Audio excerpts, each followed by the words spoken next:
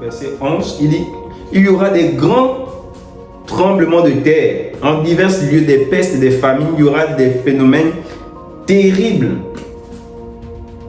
Vous voyez un peu? À ce que le Seigneur a envoyé, il y aura des pestes, il y aura des famines au pluriel, il y aura des famines, il y a des famines qui arrivent, il y a des pestes encore qui arrivent, des tremblements de terre, des guerres qui arrivent. Amen. Voilà ce que le Seigneur nous a annoncé dans sa parole. Et maintenant, le Seigneur nous dit ceci pour nous exhorter à la fin de Luc chapitre 21. Il dit au verset 36, veillez donc ici c'est la conclusion, veillez donc et priez en tout temps, afin que vous ayez la force d'échapper à toutes ces choses qui arriveront et de paraître debout devant le Fils de l'homme. Veillez donc et priez en tout temps, afin que vous ayez la force d'échapper à toutes ces choses qui arrivent et de comparaître debout devant le Fils de l'homme. Donc le Seigneur demande de veiller. C'est bien d'être au courant des choses qui vont arriver. C'est bien de comprendre la prophétie, de comprendre ce que le Seigneur a annoncé dans sa parole. C'est bien d'avoir des révélations de la part du Seigneur. Mais qu'est-ce qu'on en fait? Le Seigneur veut nous amener à l'éveil spirituel. Il veut que nous soyons dans l'éveil. Il dit veiller et prier en tout temps. Qu'est-ce que ça veut dire? Est-ce que ça veut dire maintenant qu'on doit faire des veillées de prière et on veille et on prie? Non, ça ne veut pas dire ça. On doit prier en tout temps, comme nous le dit aussi Éphésiens chapitre 6. Tu vois un peu?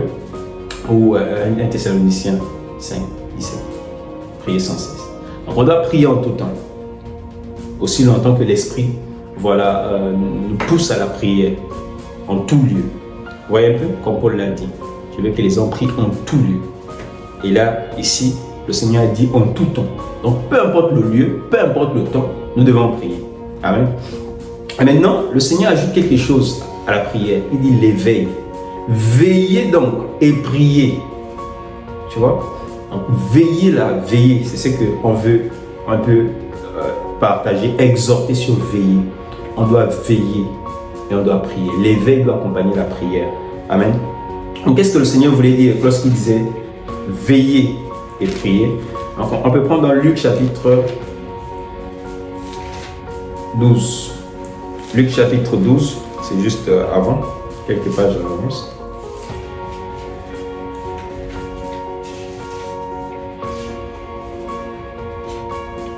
Il y a à partir du verset 36 toujours.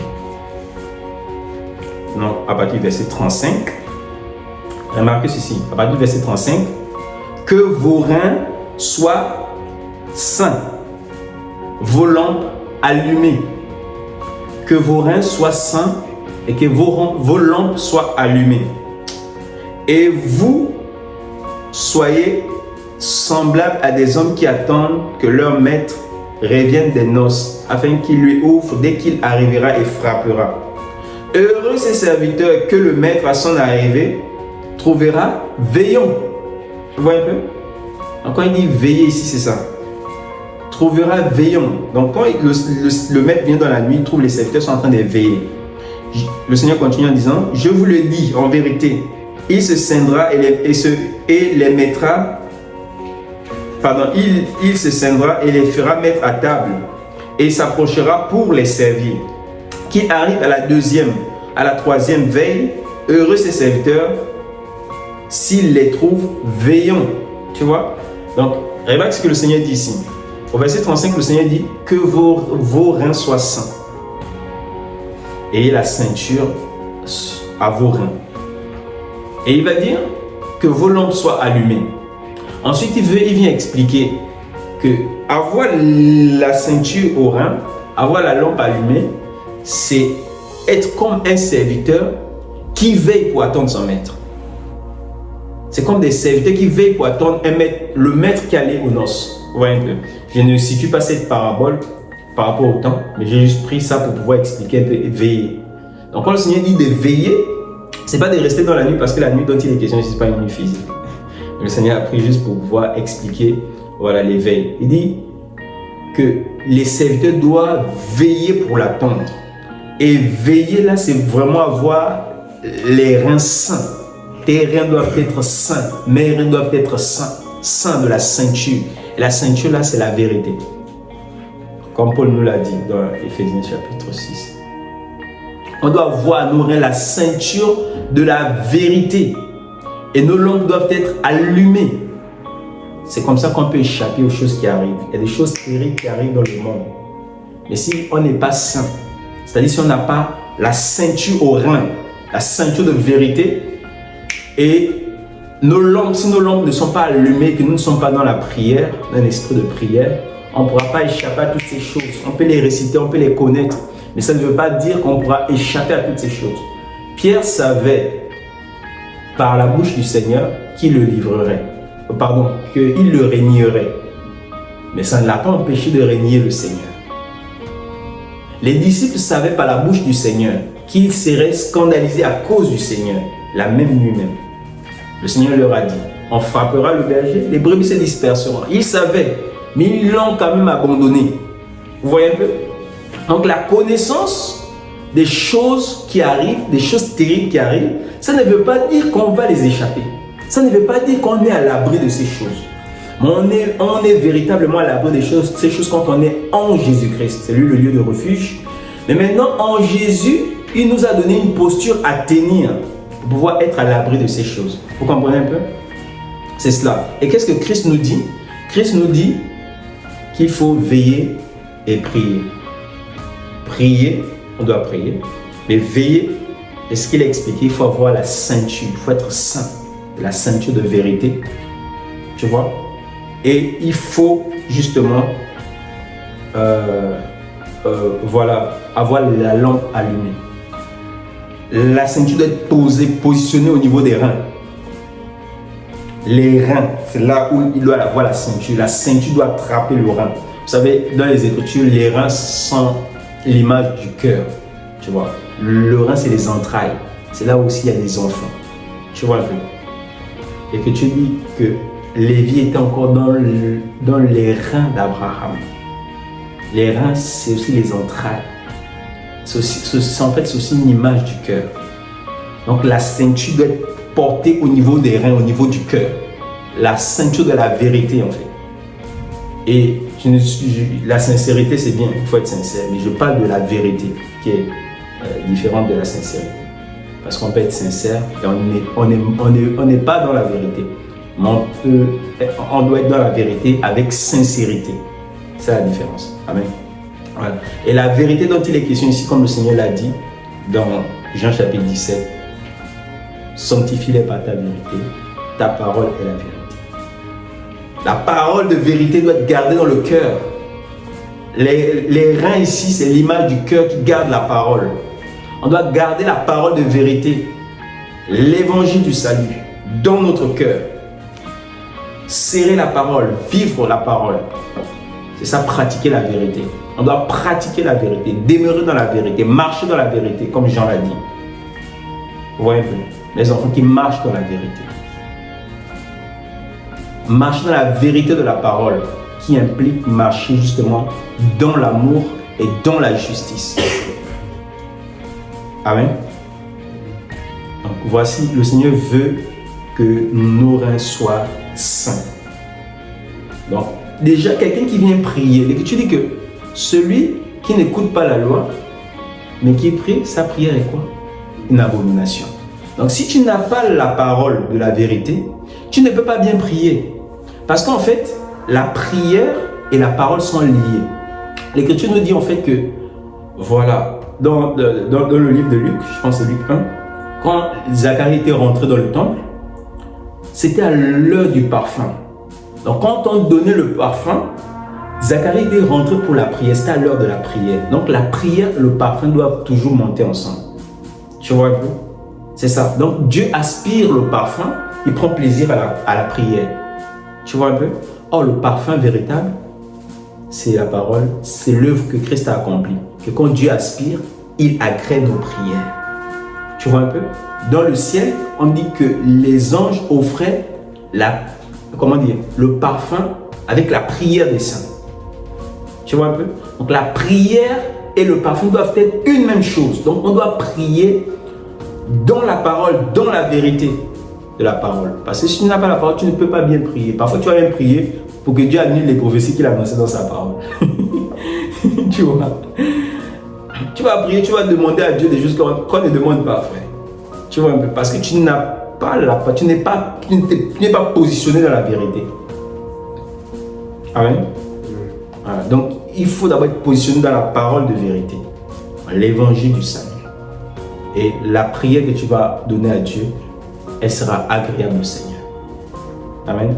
Donc, la vérité, la vérité, la ceinture de vérité, nos reins doivent être saints, nos cœurs saints de la parole, armés toujours pour la vérité. Donc, tu se positionner par rapport à la vérité de la parole, pas par rapport au mouvement, pas par rapport à la notoriété des personnes. On ne suit pas les gens parce qu'ils ont des millions de personnes qui les suivent. Mais on suit les gens, on suit, les gens, non pas qu'on suit les gens, mais on suit justement l'ordre que Dieu a établi. Quand voilà ce que Dieu a établi nous présente la parole de vérité, la parole, l'évangile du salut. Vous voyez un peu? C'est cela en fait. Aujourd'hui, on ne suit pas les masses. C'est bien, c'est pas un péché d'avoir des masses. S'il y a des gens, le Seigneur, il y a des foules qui le suivaient. Amen. C'est pas un péché. Mais même le Seigneur, il savait que parfois la foule le suivait. Ce n'était pas par rapport à la parole. C'est pas parce qu'elle croyait en la parole. Tu vois. Mais c'est parce qu'elle voulait bénéficier des miracles, sans comprendre le but des miracles qui a mené à la foi en la parole du Seigneur. Amen. Donc c'est ça en fait. Donc les miracles et les foules, tout ça c'est pas mauvais. C'est pas mauvais. Mais est-ce qu'il y a la parole? Est-ce qu'il y a la parole de vérité? Encore qu'elle soit. Parce qu'on peut prendre la Bible. Mais est-ce que c'est la parole de vérité qui est prêchée? L'évangile du salut. Vous voyez un peu? Donc veillez par rapport à ça. Et ça doit nous amener à marcher dans la vérité de la parole. Pratiquer l'évangile de Dieu. Le renoncement aux œuvres mortes. Pratiquer la foi, la douceur, la tempérance, l'humilité du cœur, pas d'apparence. Le service des saints. Ça marche dans la vérité. Marcher dans la vérité, c'est la vérité qui est Christ lui-même. Marcher comme Christ a marché. Amen. Donc c'est ça. Et l'Écriture dit que vos lampes soient allumées. Ça c'est très important. Très important. On ne peut pas échapper aux choses qui arrivent si nos reins ne sont pas saints. Si nos lampes ne sont pas allumées. Et si nous ne demeurons pas dans la prière. Donc il faut d'abord être dans l'évangile de la parole de vérité. Avoir la parole, serrer la parole dans ton cœur. Amen. Et aussi, il faut justement avoir la lampe allumée. C'est alors que la prière peut avoir une efficacité. Pour que le Seigneur te préserve de toutes ces choses qui arrivent. Parce qu'il y a des choses terribles qui arrivent dans le monde. Amen. Et c'est quoi avoir la lampe allumée? L'Écriture nous fait savoir en fait que l'œil est la lampe du corps. L'œil est la lampe du corps. Matthieu chapitre 6. Si ton œil est en bon état, tout ton corps sera éclairé. Tu ne seras pas dans les ténèbres.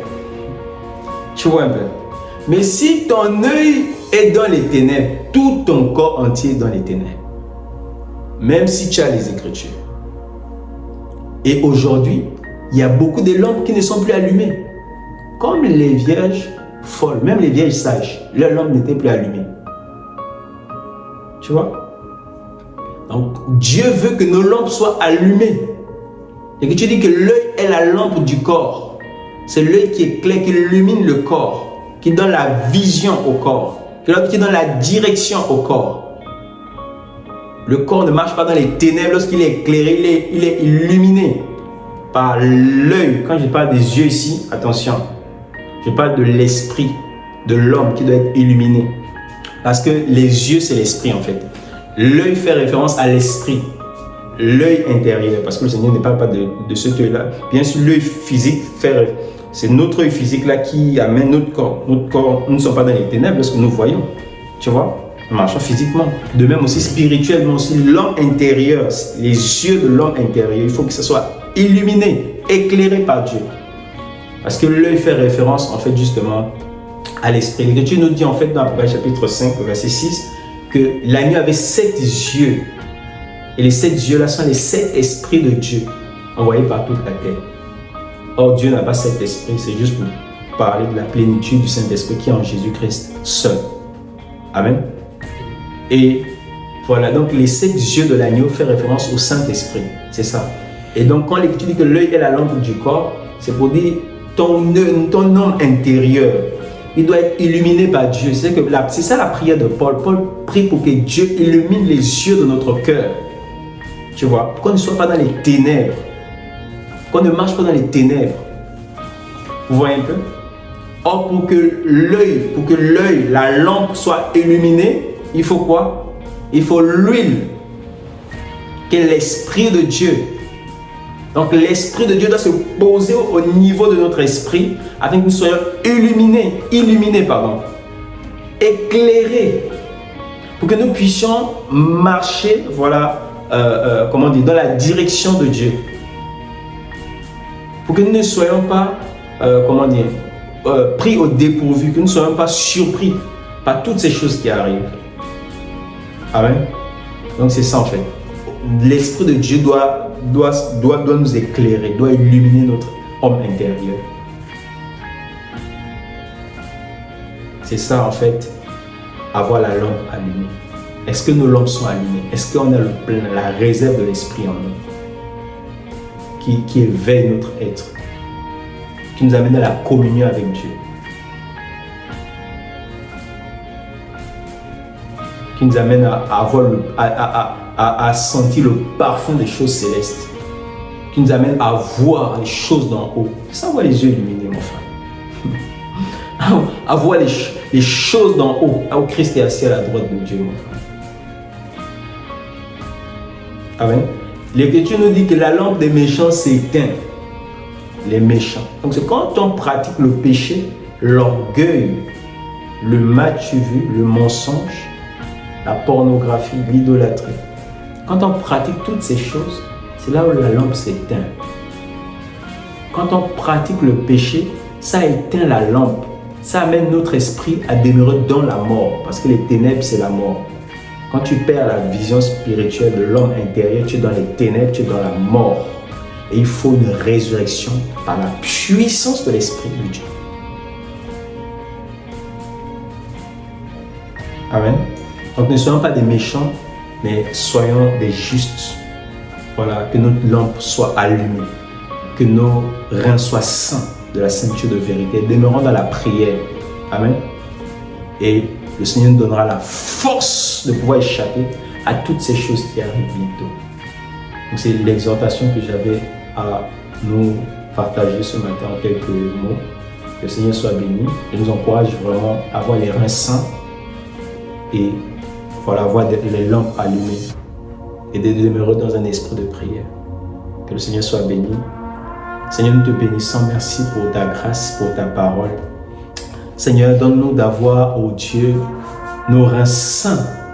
Seigneur, saints de ta ceinture de vérité, saints de ta parole, pour la pratiquer, Seigneur. Père, donne-nous d'avoir des lampes allumées. Allumées, oh Seigneur, par ton esprit. Oh Dieu, allume les lampes éteintes, Seigneur. Au nom de Jésus de Nazareth. Oh Seigneur, déverse ton huile. Oh Seigneur, dans les vases. Déverse ton huile abondamment.